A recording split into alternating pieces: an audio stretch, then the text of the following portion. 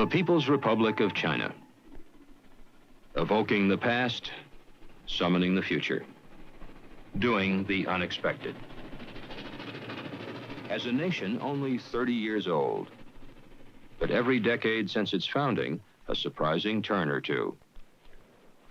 In its relationships with the outside world,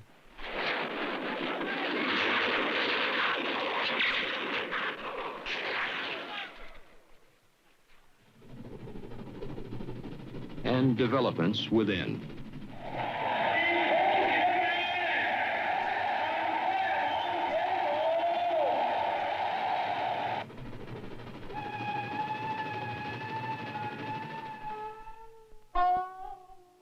Now, suddenly, we have a new set of East-West relationships.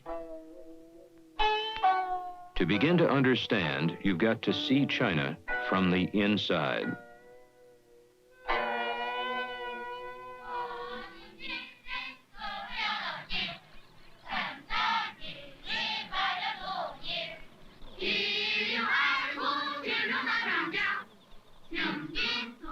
The people, almost a billion Chinese. 2/3 under 30 years old. The changes, a political, economic, and social ferment. And for NBC News, a unique opportunity. We've just spent 2 months in China, and our film offers an inside view of the world's most populous, often bewildering nation. A nation that remains in a class by itself.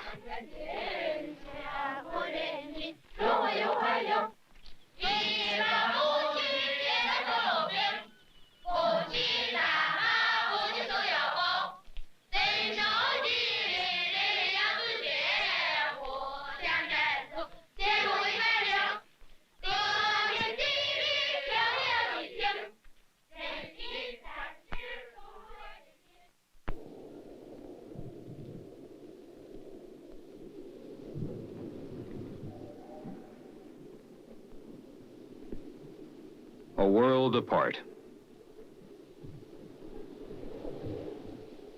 Remote and aloof for thousands of years. Until now. Even as the People's Republic, China remained isolated most of the time. Its dramatic, far-reaching cultural revolution was a revolution behind closed doors. Briefly, an opening for an unlikely visitor. Then, once more, a China preoccupied with itself. Its political problems, an internal affair. Foreigners not welcome. Even one of the worst earthquakes in history, killing 600,000, was nobody else's business. The death of Premier Zhou Enlai and of Chairman Mao himself, reported reluctantly, filtered carefully to the outside world. Suddenly, a dramatic announcement by President Carter. Normalization of relations with China. The president said, "We recognize simple reality. China and the United States to exchange ambassadors, to open embassies in each other's capitals. One of the reasons this came about is the enormous change that's taken place in China, in its foreign policy, as well as inside the country. Changes instigated by Deng Xiaoping."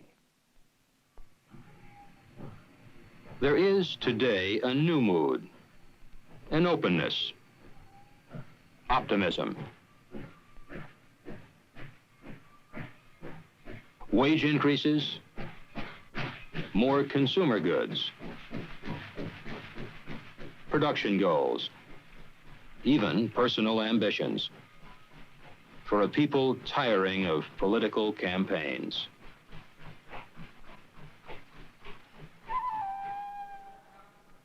Less suspicion of each other and of outsiders.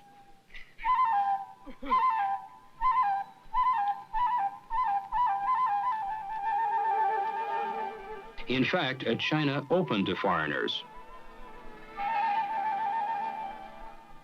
especially to those the Chinese had been taught to hate: Americans, Japanese, many Europeans.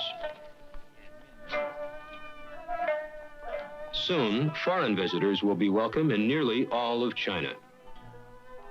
This hospitality, is it politically motivated? It seems almost impolite to ask. The openness is contrary to Mao's call for self-reliance. Go it alone, do it alone, all alone. Self-reliance had been a basic part of China's ideology, making its own machines, feeding and clothing its own people, staying out of debt to foreigners, and without outside help, almost wiping out hunger and illiteracy. But self-reliance goes only so far. China has reached a plateau. The Chinese leadership admits that China's science and technology must have help. The nation's industrial growth depends on iron and steel. By 1985, 10 new complexes are planned with foreign help. For its various industries, China has made deals to buy equipment and technology worth billions of dollars from Europe, Japan, and the United States, all in the past few months. The priority is on high technology industry. Oil, for example. Chinese oil, and there seems to be a lot of it, will be sold for foreign currency, with which to buy more foreign technology. China may be a world power, but its hardware belongs to the third world. Industry far behind the advanced nations. Military weapons lagging. Agriculture, in some places, almost primitive. Falling behind the Soviet Union. That fear of the unfriendly neighbor is also fueling the drive for modernization. As usual, politics ties in with economics. The leadership is determined to make China a modern power by the year 2000. Modernization is now the state's highest goal, and to modernize, the leadership is depending on science and technology. The nation's top leaders at the National Science Congress, including Vice Premier Fang Yi, who's also the Minister of Science and Technology, and Senior Vice Premier Deng Xiaoping. 受到了全党和全国人民前所未有的重视和关怀。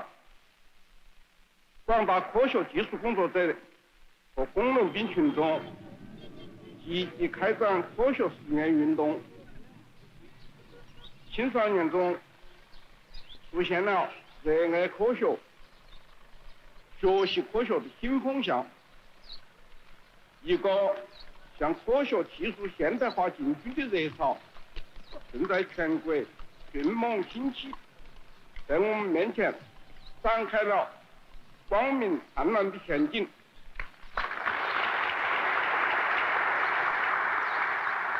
你说这个问题是很明白吗？ It's obvious that modernization cannot be separated from education.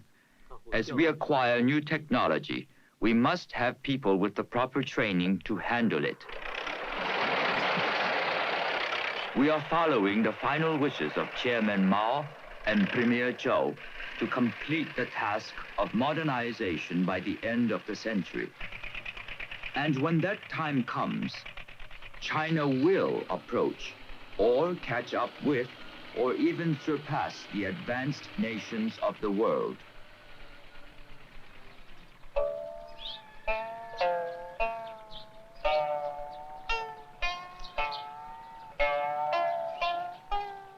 Education, science and technology, modernization. They make up the link that's now the highest order of politics in China, education. The bootstrap by which China hopes to haul itself up from the third world to catch up to us by the year 2000.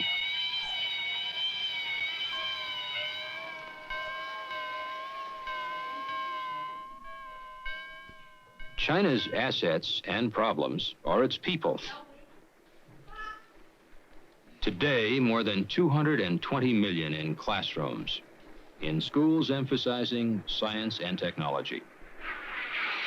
If China gets its act together and its people together, it can change the world in our lifetime.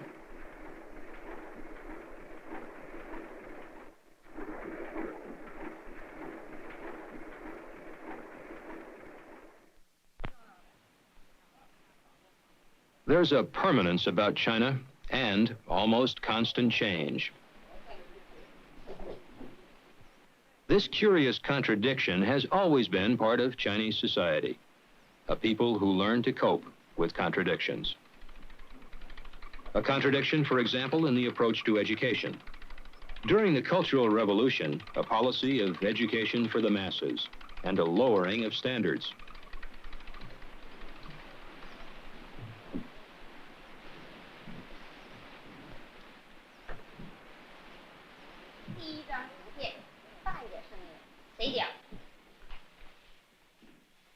Today, the raising of standards, an emphasis on learning that embraces every age, from kindergarten to college postgraduates.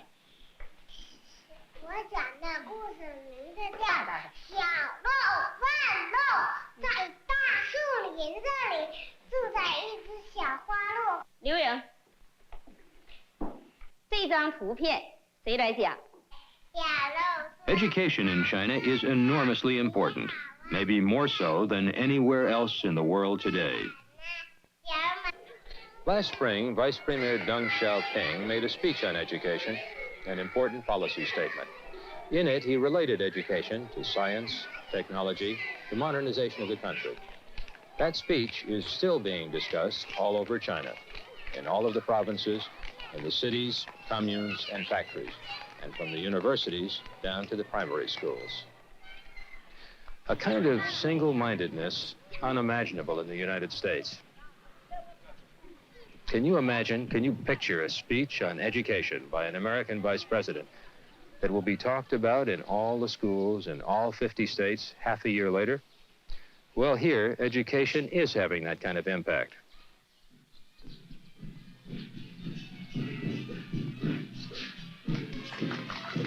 Learning is celebrated. Today's slogan is quality education rather than class struggle, the slogan of the Cultural Revolution. Going to school is an auspicious occasion, marked by welcoming ceremonies for new students.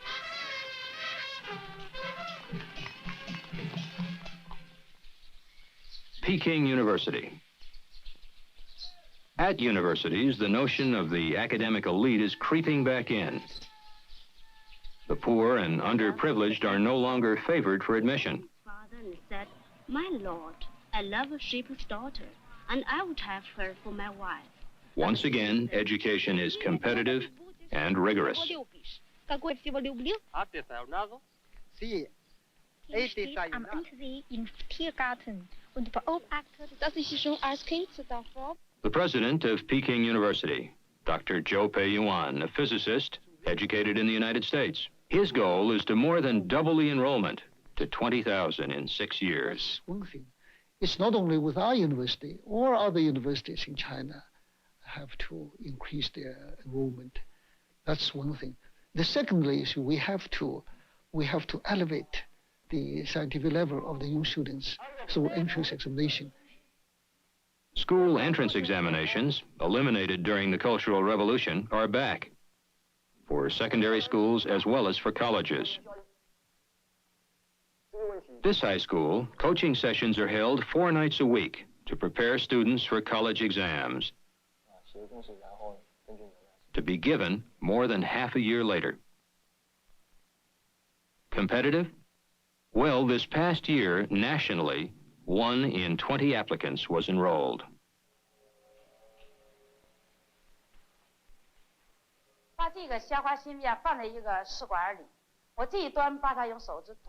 Some schools now are designated as model schools, almost all of them in cities.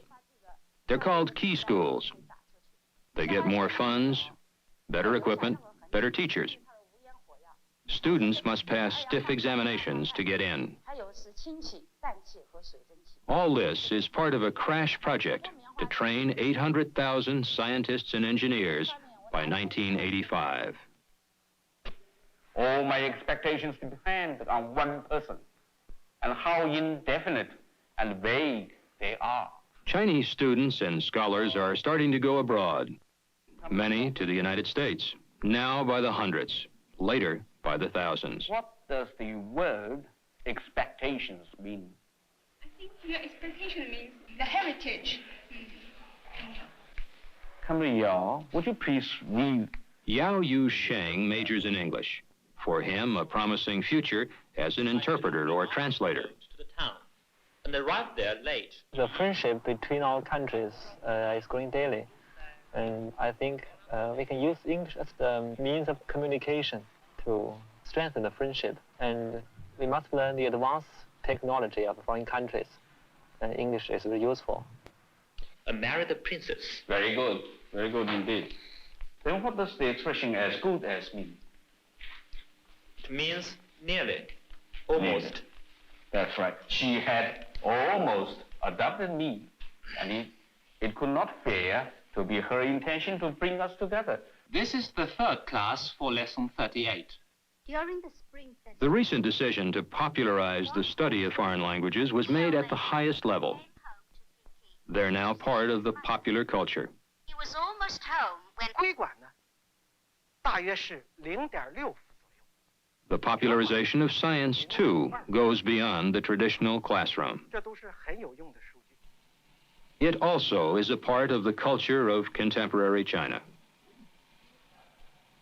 And a part of the ideology. A new long march. A new great leap toward modernization. It's patriotic to be a scientist or an engineer, fitting in neatly with the individual dream to go to a key university. Some dreams are realized. Chang Haidao, a 14-year-old mathematics student at Peking University, chosen because of his high score in the entrance examinations, chosen for his intellect. A far cry from the preceding anti-intellectual period called the lost decade of the Cultural Revolution. Research stifled, study discouraged, libraries wrecked. Fighting. Teachers were called stinking bourgeois intellectuals. 80% of Peking University's professors were punished. One of them, Professor Chu Da-si, only recently rehabilitated. They declared that I'm a reactionary professor and put me to do some labor work, such as to repair the boilers, carpentry work, and agriculture work in the fields. Professor, were other teachers and professors treated worse? Some of my colleagues, they were worse treated. A few of them died of illness, and some of them were put to torture to get confession. They suffered badly then.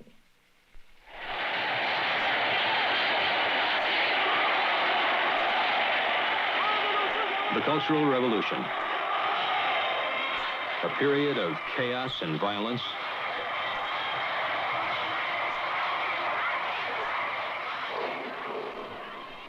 That closed schools at first, then changed the aims of education. In colleges, an open admissions policy, favoring poor peasants, workers, and soldiers. The turmoil spread to many cities, many campuses. Student Red Guard factions fought each other, each side in the name of Chairman Mao. Xiao Ling, principal of a technical college in Shenyang City, did something unprecedented for us. On a tour of the campus, he told us the grim details of what happened here during the Cultural Revolution. You can still see the physical damage to the campus. Xiao Ling said there were no classes for 4 years. The campus was turned into a battleground. One student was killed by a grenade. a park-like area where students once studied. The concrete benches and tables were torn apart and used as barricades and weapons. At the campus square, a mini-war with rifles and machine guns. You can still see the bullet holes. It's fashionable in China these days to criticize the Cultural Revolution, skimming over the positive accomplishments of the period, when basic education was spread throughout the countryside and healthcare was introduced in many remote areas. Years of populism, when peasants and poor workers were elevated on the social scale. Those accomplishments are now played down. There's another tendency today to blur that period of the Cultural Revolution with the succeeding period, known as the years of the Gang of Four, which ended with their arrest in 1976. The Gang of Four: Chang Cheng, Chairman Mao's wife; Chang Chung-chao, political theorist, then vice premier; Wang Heng-wen, a mill worker who rose to power; Yao Wen-yuan, a journalist whose article was a fuse for the Cultural Revolution. When the Gang of Four ran rampant, our educational system was damaged severely. Students did nothing but fight. Schools are for studying. The sabotage by the Gang of Four has definitely set back the education of our young people. They took the education as a tool to get some propaganda benefit. They had many slogans, many opinions about the education. But really, they are not, they destroyed the education. They do nothing good for education. They destroy the education. Education, if not destroyed, was at least in a sorry state. And the Gang of Four is used today as a convenient scapegoat, blamed for low academic performance, for classes that were unattended, and the reading rooms that were unused. Those same reading rooms that are teeming with students today. The bookstores, too, are jammed. The scholar, of course, belongs to an ancient Chinese tradition. The Maoist tradition was an attempt to erase any elitist intellectual distinction.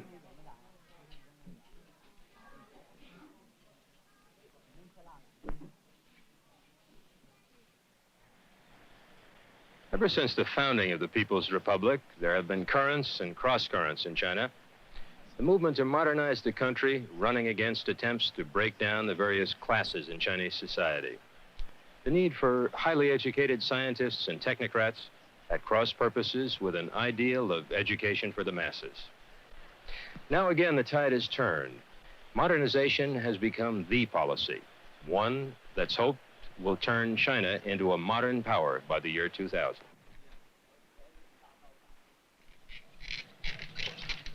The pressures for modernization are moving against populism. Hopes for equality are put off. There are signs already of a three-tier society. The party official and the city intellectual, teacher, scientist, technocrat at the top. The urban industrial worker, today skills more generously rewarded, the future brighter. At the bottom, the peasant. Only patience, respect for authority, and patriotism might lead the peasant to accept this position, to believe that for modernization, others must go ahead.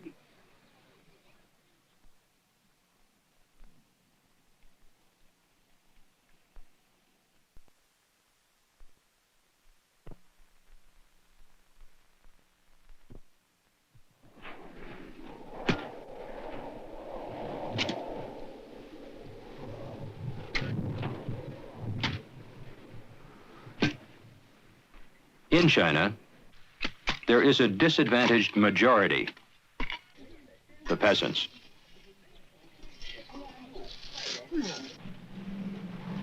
Not long ago, the life of the peasant was tragic. Now, it's simply very hard. 80% of China's population lives in the countryside, producing basic needs such as food and clothing. In a modernizing economy, the peasants bear the burden of industrialization, providing too for the expanding cities. But when there aren't enough jobs in the cities, the countryside is the giant sponge, taking in the excess labor force. In China, 12 million educated young people will have been relocated from the cities into the harsh environment of the farms and rural factories.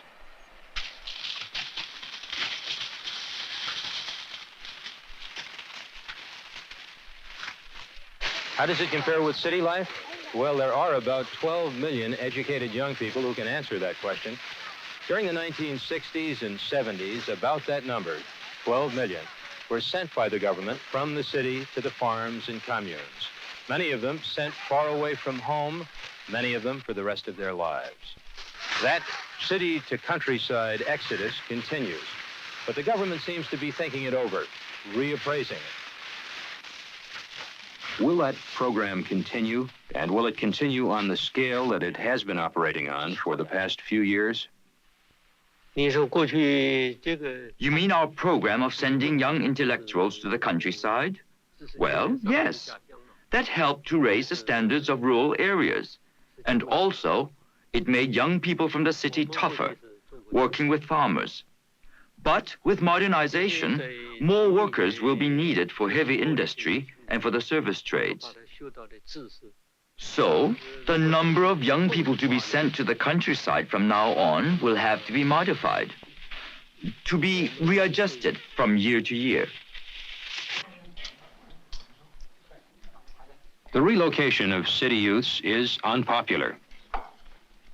The government is cutting back on the program, but it won't help those already sent down. These high school graduates were sent from the city to the countryside in Honan province. They want to continue their education, but they aren't hopeful.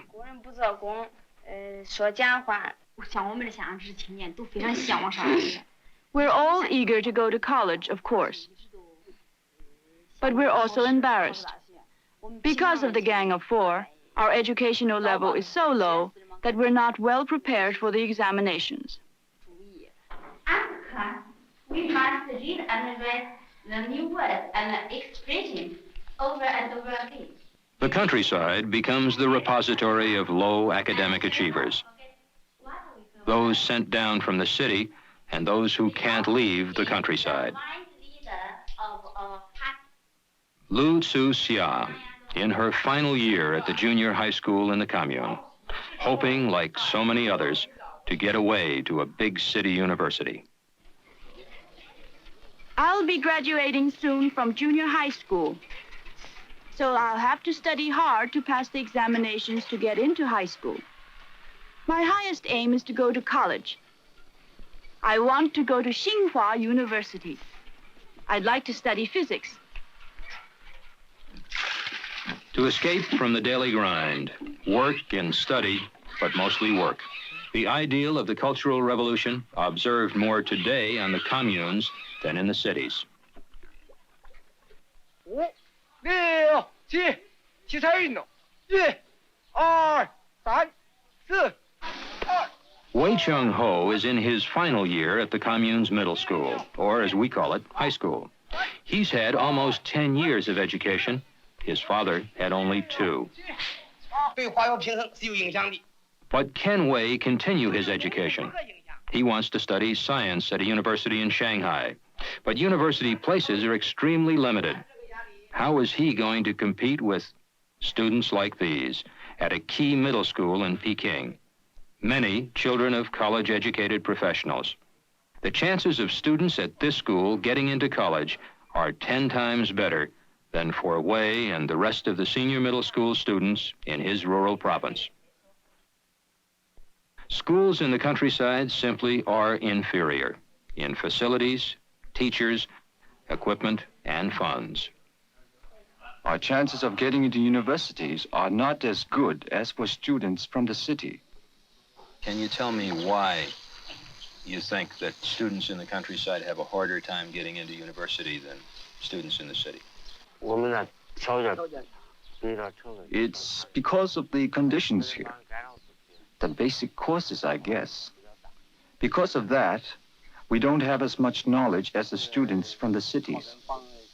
Does it worry you? Does it make you nervous to think about taking a competitive examination for university? I won't worry about it much.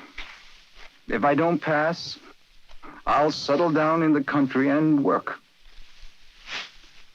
Yang Cheng-shun wants to study in a city university to be a scientist.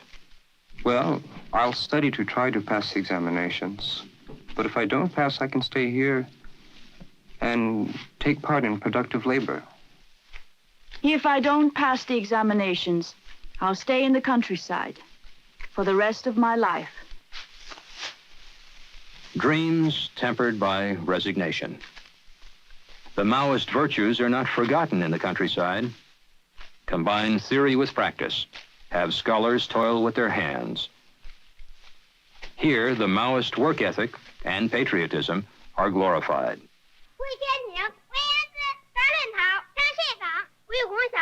Young pioneers recite their pledge to study diligently, obey discipline, love labor, and to devote themselves to modernizing China. It is a critical moment of the Chinese Revolution. The Parliamentary Committee headed by Commander Hua Guofeng smashed the gun of foe and saved the revolution and the party. In classrooms, the lessons confirm the values of the larger society. This kind of moral teaching gets heavier play in the countryside, by which we mean most of China.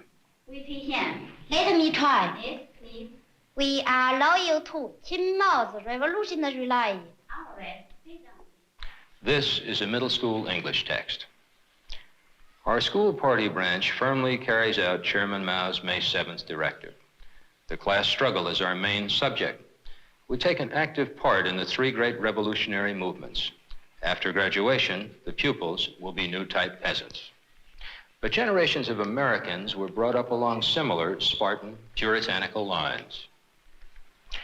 You are placed in this world to improve your time. You must be preparing for future usefulness. And if you do not improve the advantages you enjoy, you sin against your maker. That from the McGuffey Reader, a standard American school text at the turn of the century. More than 700 million Chinese peasants still seem to live in an earlier age and are taught to expect change more slowly. They're told that things used to be worse. That through the wisdom of the leadership, everything will work out for the best. For city industrial workers, life is improving. Fatter paychecks and other benefits, such as good, free medical care. Living quarters are getting better. New apartments with rents under $3 a month. Store shelves are better stocked. More variety. Now the workers have money to shop and more places to visit. Things to do. These days, the mood is upbeat. The tempo faster. In the big cities, technical colleges are booming. This one, specializing in metallurgy, is in Shenyang, a city of 4 million. Chang Zhijiang grew up on a commune, and he's determined to find a better life in the city. When I see my friends and classmates back on the commune, I tell them about my life here, and they really envy me. The conditions here are better. Chang was a Communist Party member at 19. He's clearly ambitious. He tried without success for the university. So he enrolled in this college to be a technician in metallurgy. Chang was able to move from country to city and adjust his personal ambitions to fit in with national goals. Nevertheless, for about 24 million babies born during the past 12 months in China, geography, where they were born, will have a lot to do with their schooling and how they'll spend the rest of their lives. Does the leadership see a problem developing because of the education policy? The gap widening between mental and manual workers? There is no problem here. We will select the best students to go to college. After all, we cannot send the worst students to college. On the other hand, we will popularize education, raising everybody's level. For that reason, there will be no widening of any gap. The gap exists, I think. But the problem, we have the problem, and you have too, I think. Of course, we have a bigger population, and we have fewer universities than you have. So the problem is sharper in China, I think. But I believe we can manage it. The official line is that in the long run, everyone's cultural level will rise as the country achieves its modernization goals. But what happens until that time? In a number of provinces, there are complaints about the new enrollment policy, passing marks that are too high, discrimination against the countryside, favoritism toward the key schools.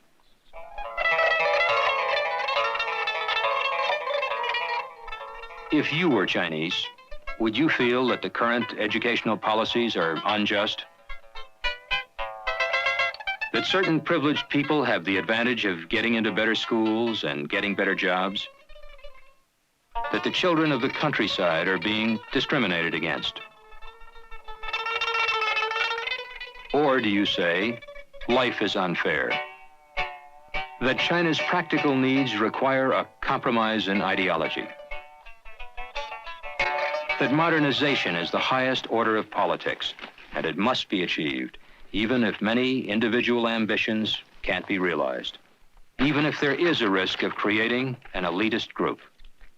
An argument familiar to Americans because, in some ways, we're still struggling with it. For the Chinese, the choice, or lack of choice, is a fact of life.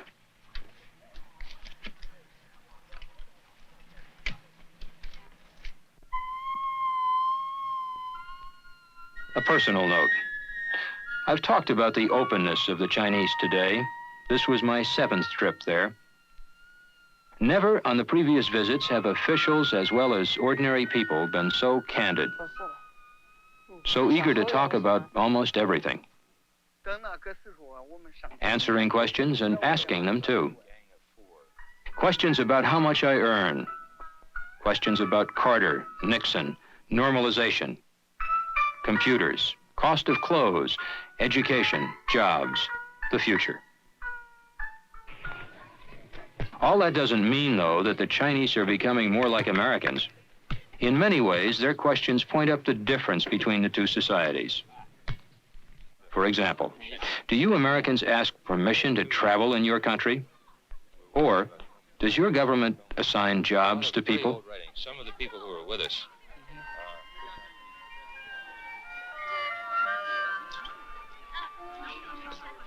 Lin Pin is a farmer's daughter who entered the university under the system used during the Cultural Revolution. After high school, she was required to work. She was later sent to university, chosen by the masses, in her case, the farmers, a group decision. She and her senior classmates had all been accepted without taking entrance exams, assigned to school by their work groups. After they're graduated, they won't be able to choose their jobs. The state will assign them where they're needed. Lin Pin hopes to teach in her native province. she will only if the government agrees that she's needed there.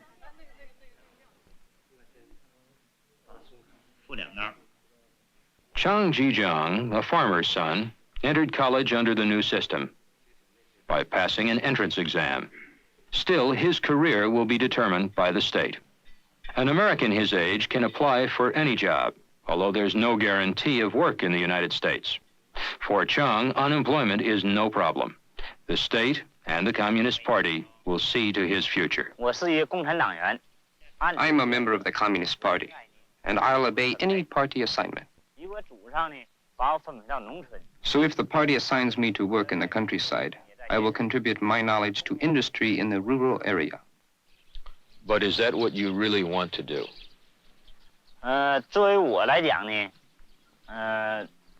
Well, if I had a choice and still obey party rules, I would rather make my contribution by working in a research institution.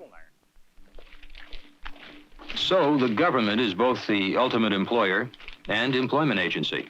Every year it places millions of young people in factories, farms, higher education, the military, as street sweepers, elevator operators, oil field workers.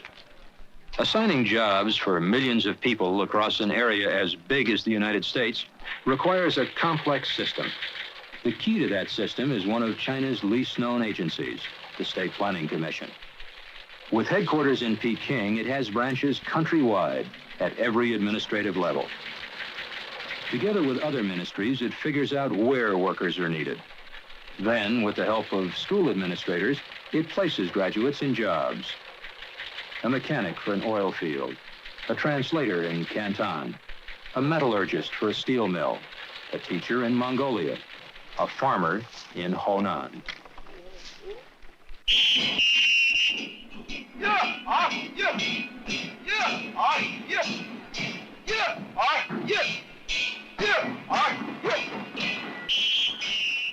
The graduates go where they're sent. All citizens are expected to conform to the decisions of the leadership.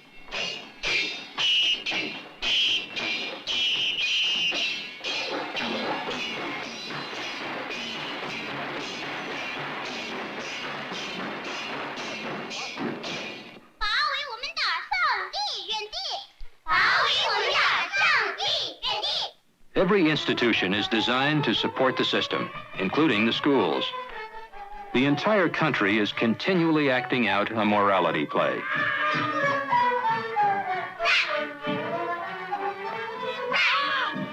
The plot is constant. The current policy represents good, the bad is what is contrary to it.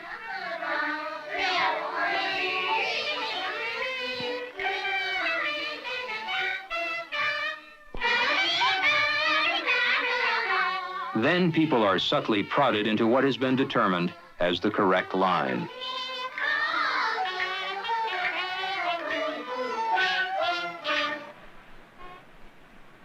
Everybody? No, not quite. There are complaints, sometimes loud ones, to newspapers, especially the People's Daily, to ministries at meetings, and increasingly on wall posters. Even Mao has been criticized in this way, something unthinkable before. Some economic policies are under fire, and the new educational programs. All of it raising concern that the poster complaints could get out of hand and upset the stability that the modernization drive requires. Of course, this kind of phenomenon will take place. As Chairman Mao said, in our world, there will be the right, the left, and the middle. But our present policy has the support of the overwhelming majority of the people. Any policy, naturally, will meet resistance from a minority. That is not strange. But eventually, I think the minority will be proved wrong. But how big is that minority? Well, in a country of nearly 1 billion people, it could be sizable. Since the leadership change in 1976, many party members have been purged. Many Red Guards of the Cultural Revolution, now in their 20s and 30s, are out of the mainstream. Their kind of political idealism, out of fashion these days. Many of the educated youth exiled to the countryside are not happy with their fate. The prime mover in China's drive for modernization, Senior Vice Premier Deng Xiaoping, has no time for revolutionary nostalgia. He's made modernization political dogma. Education, science, technology. Remove the rust from the economy. Too much to do. No time for empty political talk. All that is Deng Xiaoping, the dominant force in China. And the country seems to be responding to the momentum he's inspired. That momentum has already tarnished the reputation of the Cultural Revolution, to the extent that even Mao is scaled down to human dimensions.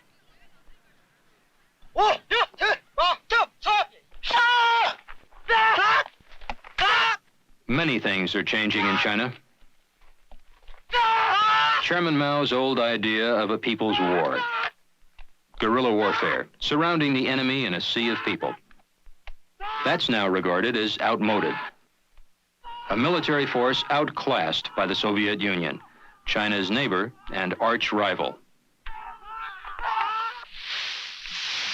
The toning down of the concept of equality is likely to become a sharp issue again. How will the peasants, China's largest group, react if the gap between city and country continues to widen? And the cities. In recent years, the centers of youthful political activity. If modernization runs into trouble, how will the politically aware city youth channel their energies?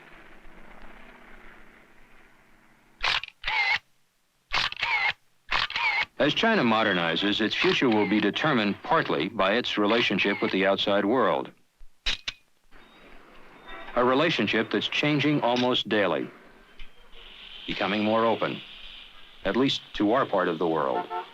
The changes have produced an optimism that has altered our perception of China in a very short time.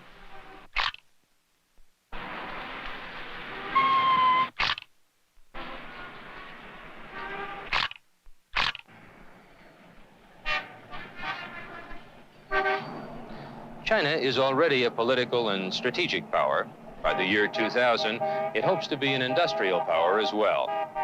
If it doesn't succeed, there could be more internal turmoil, the kind that seriously damaged the Chinese educational process and created an isolationist, suspicious outlook toward the rest of the world. But if China succeeds, it will change not only the economy of Asia, but of the entire world. This generation of Chinese is trying to build the most powerful country in the world. Now open your books. Please open your books. The leadership is counting on a politically stable, well-educated, technologically sophisticated people. March. Strong. That's a lot to expect. And if what happened in the past 21 years is any guide, the Chinese should continue to expect only the unexpected in the next 21 years, up to the year 2000. We. As for ourselves, we should be reminded that in the year 2000, China's population will be 5 to 6 times bigger than ours. Foolish. If China comes even close to its goals as an educated, technologically sophisticated nation, it will be a superpower in a class by itself. Hospital. Patient. Now the bell is ringing. Class is over. Goodbye.